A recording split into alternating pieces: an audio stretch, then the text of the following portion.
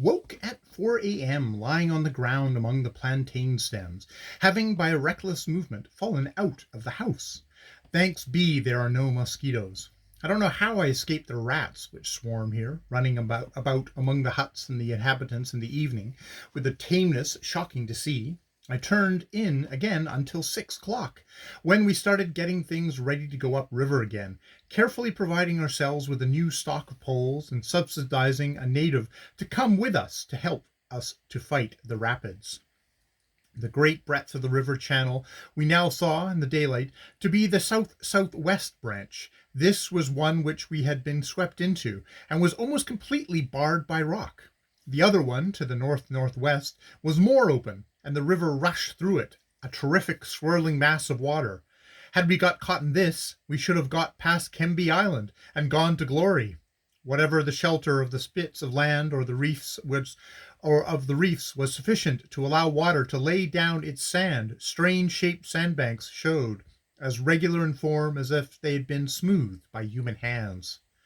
They rise above the water in a slope, the low end or tail against the current, the downstream end terminating in an abrupt miniature cliff, sometimes 6 and 7 feet above the water.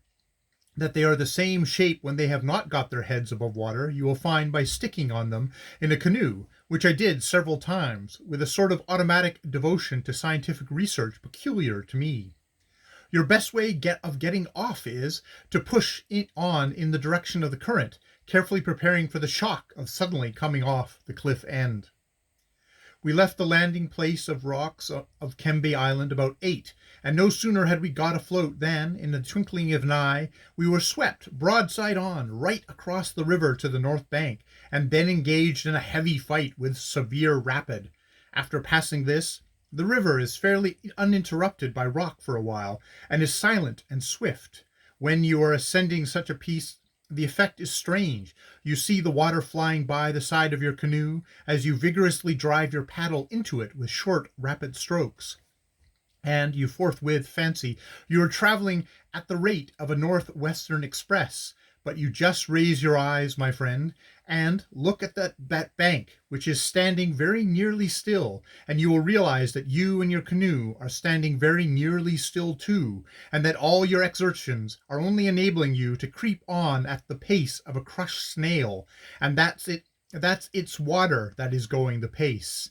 It's a most quaint and unpleasant disillusionment. Above the stretch of swift, silent water, we come to the island of Islandia Islands, and the river here changes its course from north-northwest, south-southeast to north and south.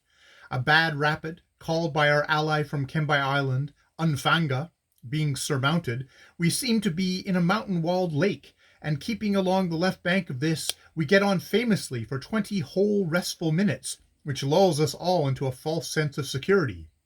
And my crew sing Mpongwe songs, descriptive of how they go to their homes to see their wives and families and friends, giving chafing descriptions of their friends' characteristics and of their failings, which cause bursts of laughter from those amongst us who recognize the allusions, and how they go to their boxes and take out their clothes and put them on. A long bragging inventory of these things is given by each man as a solo, and then the chorus, taken heartily up by his companions, signifies their admiration and astonishment at his wealth and importance.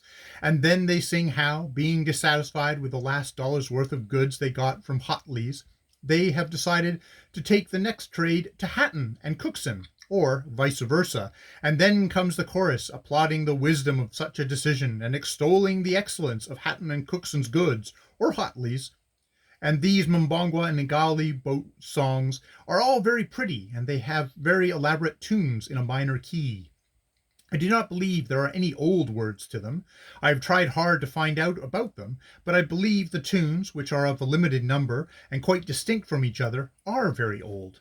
The words are put in by the singer on the spur of the moment, and only restricted in this sense that there would always be the domestic catalogue, whatever its component details might be, sung to the one fixed tune, the trade information sung to another, and so on, A good singer in these parts means the man who can make up the best song, the most impressive or the most amusing. I have elsewhere mentioned pretty much the same state of things among the Gaz and crewmen and booby, and in all cases the tunes are only voice tunes, for not for instrumental performances. The instrumental music consists of that marvelously developed series of drum tunes, the attempt to understand which has taken up much of my time and led me into queer company, and the many tunes played on the maramba and the orchid-root stringed harp. They are, I believe, entirely distinguished from the song tunes.